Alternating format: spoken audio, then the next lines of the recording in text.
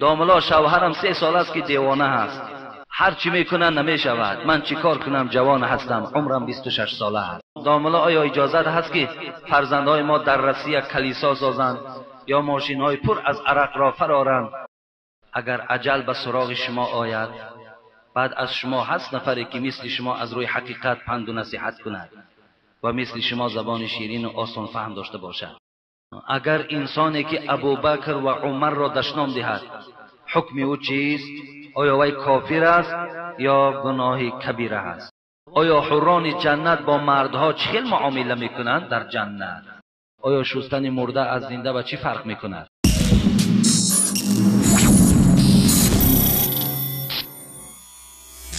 با خاطرتان میارم که ما سایت گشادیم با نام برادر نقطه که در آنجا ما امر معروف میگذاریم.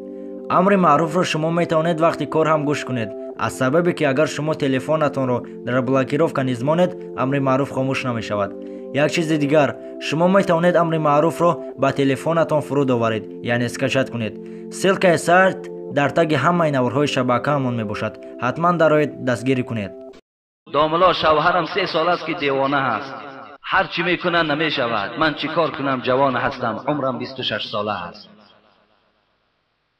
مثلا از همین یگان علاجش هست که این شوهر من 3 سال شد دیوانه هست، ما با این حیات ما سپری کنیم یا که مقصد یگان راه دیگر باشد.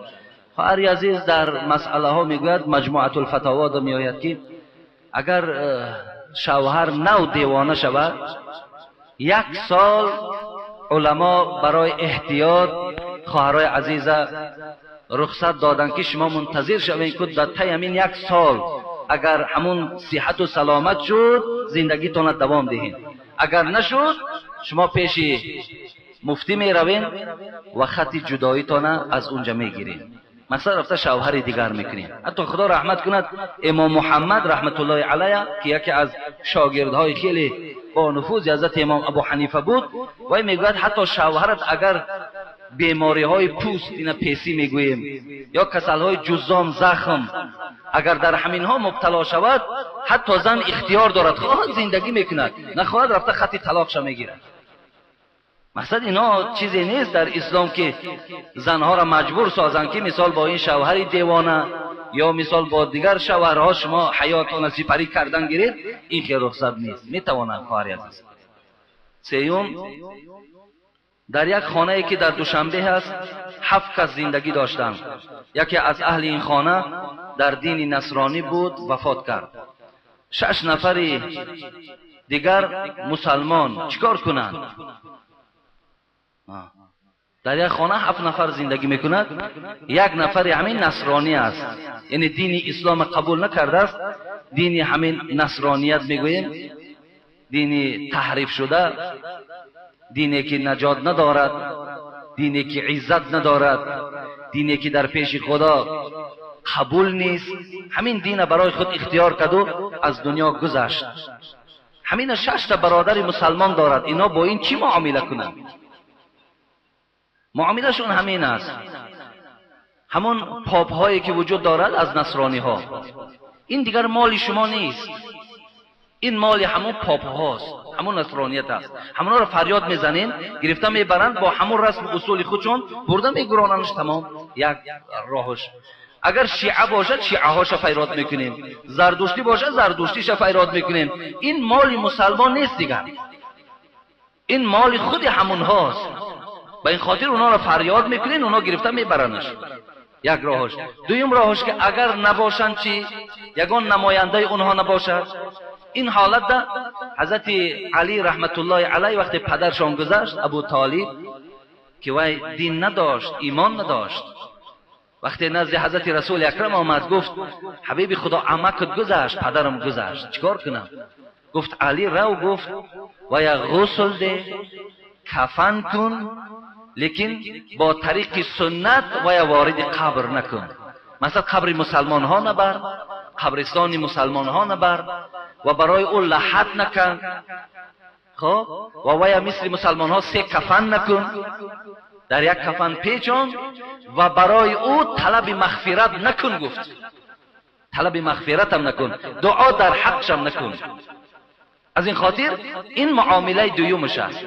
میشویم، کفن میکنیم، در مثال قبرستان های غیر مسلمان ها برده و یا دفن میکنیم و در حقش دعا و مغفرت نمیکنیم. اجازت نیست.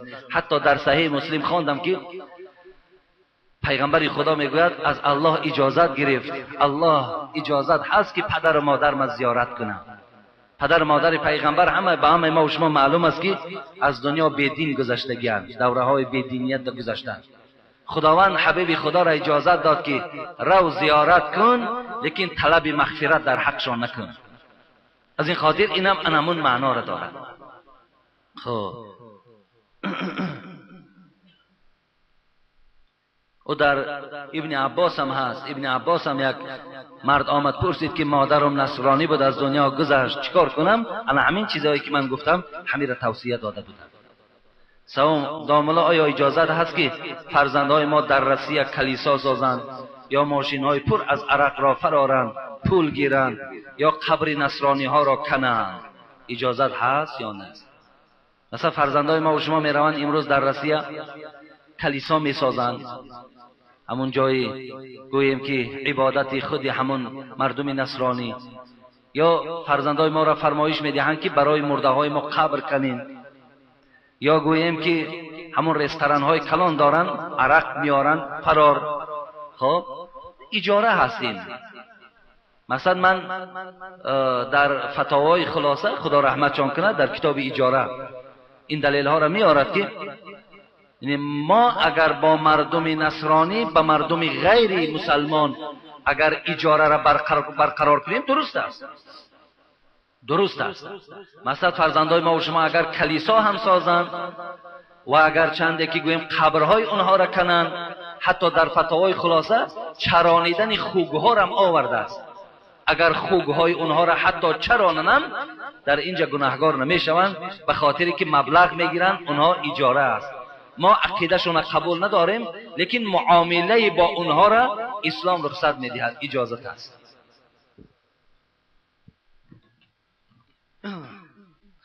السلام علیکم داملای محترم. این برادر با خط فارسی نویسنده است.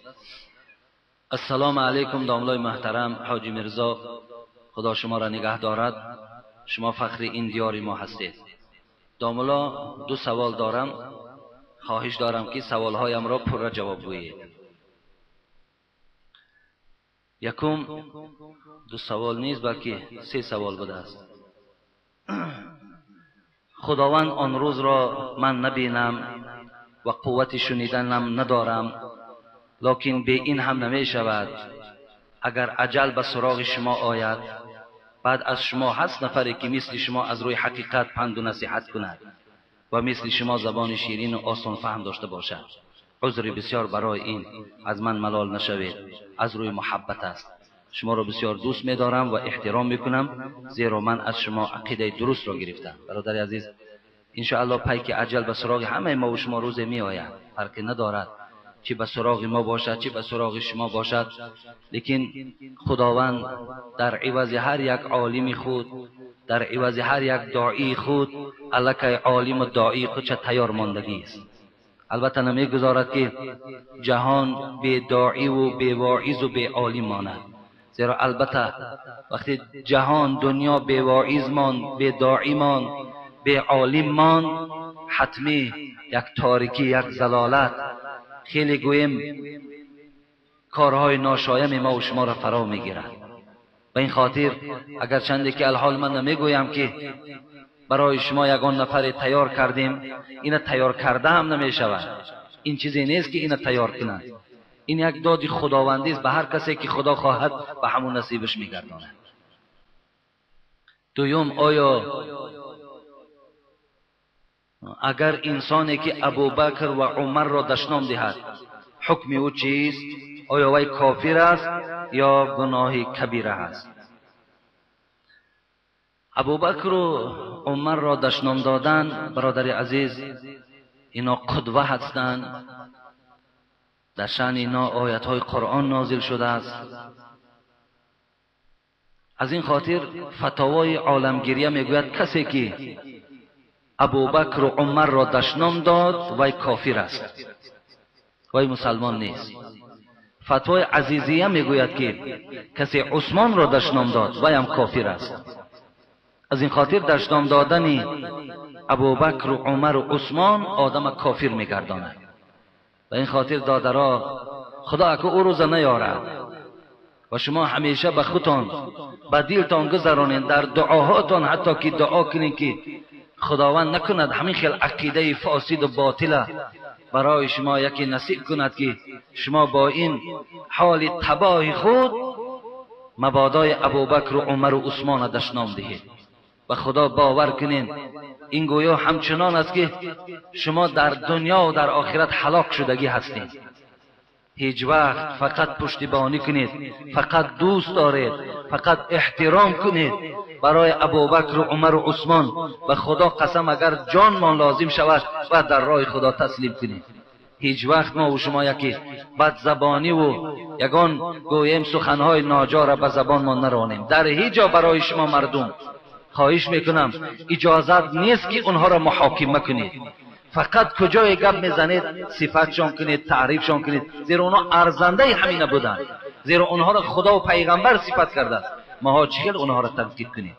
و این خاطر آدم کافر می شود. سوم، آیا حوران جنت با مردها چگل معامله میکنند در جنت؟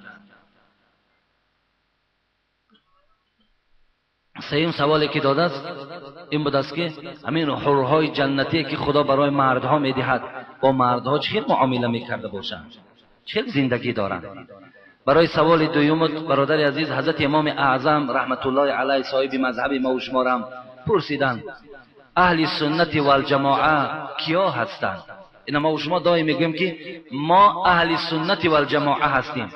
حضرت امام ابو حنیفه نشانه هاش گفتند ان تفضل شیخین و ان تحب الخطنین و ان ترى المسح على الخفین. و در چهارمش هم آمده است و صلى خلف كل بر او فاجر. این نشانه های آدم اهل سنت و الجماعه است. دادار عزیز شما از نشانه ها میفهمین که همین آدم اهل سنت و الجماعه است یا نه؟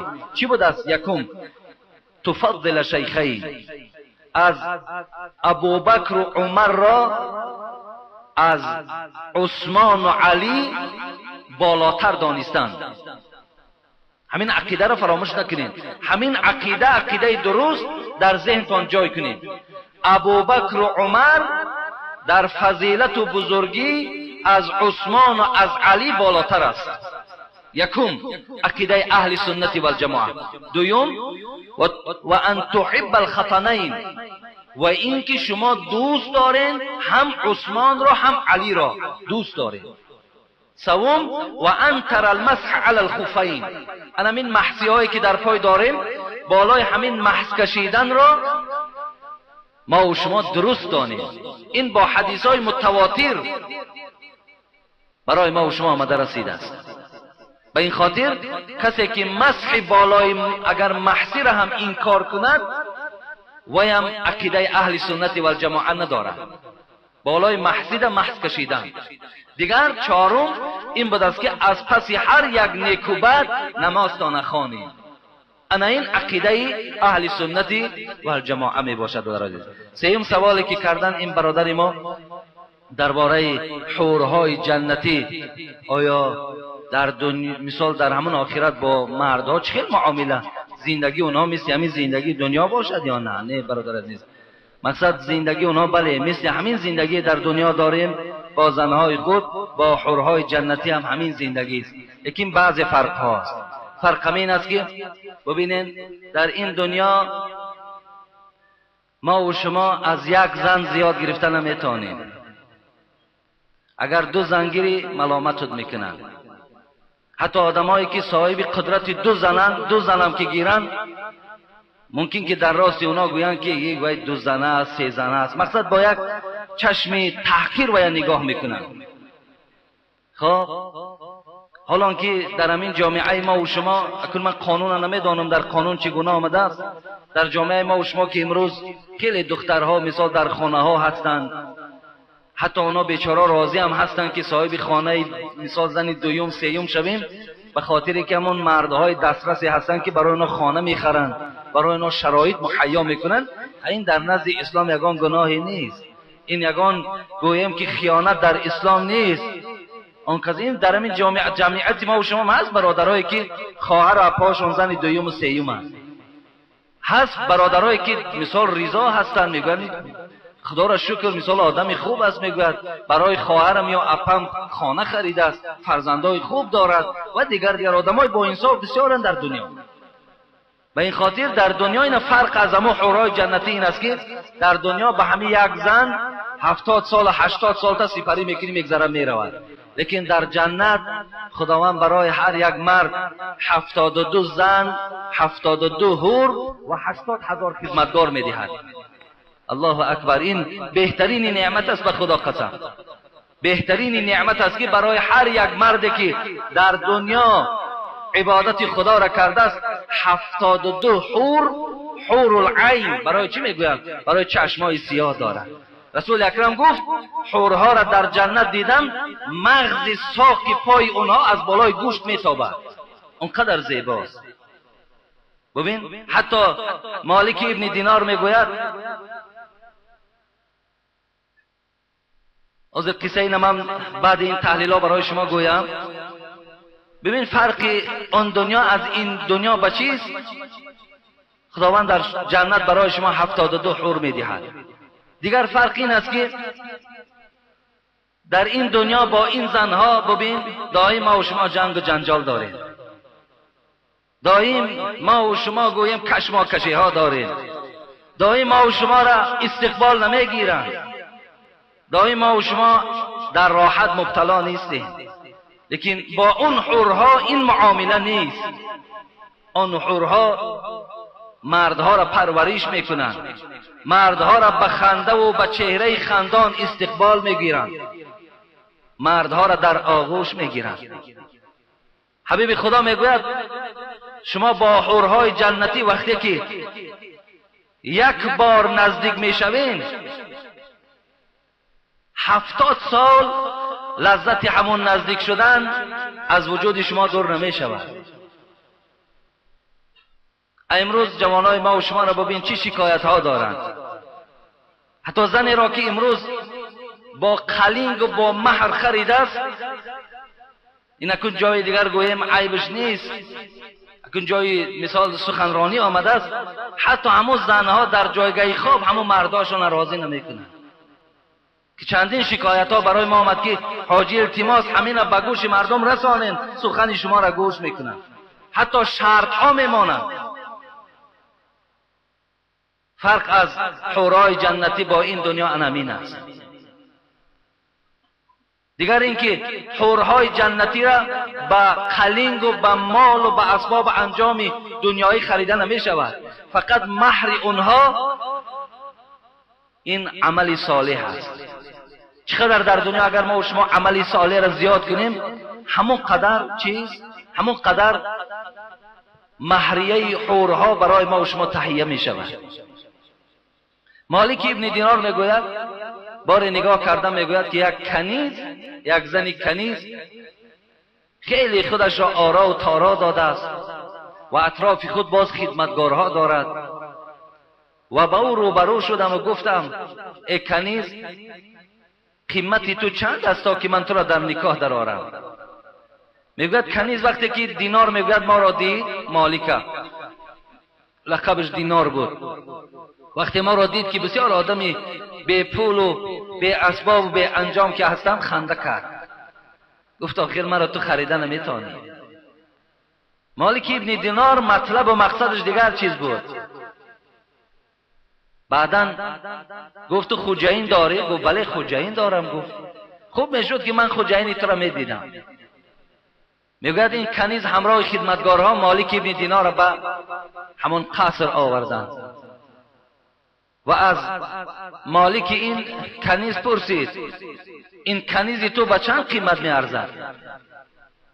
گفت خودت نرخ کن، تو این خریده نمیتانی، این احوال و این شکلی که در تو میبینم تو آدمی دارا نمیتابی، آدمی با دولت نمیتابی.